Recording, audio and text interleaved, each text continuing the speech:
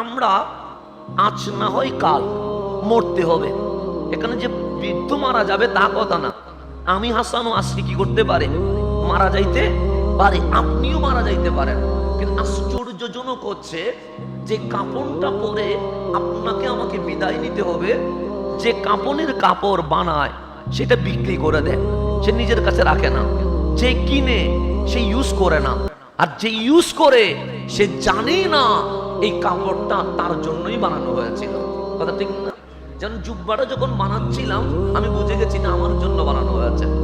পাগড়িটা যখন পরছিলাম আমি বুঝে গেছি এটা আমার জন্যই বানানো হয়েছে। আংটিটা যখন আমি আঙ্গুলে দিচ্ছিলাম আমি বুঝে গেছি এটা কার জন্য, আমার জন্য।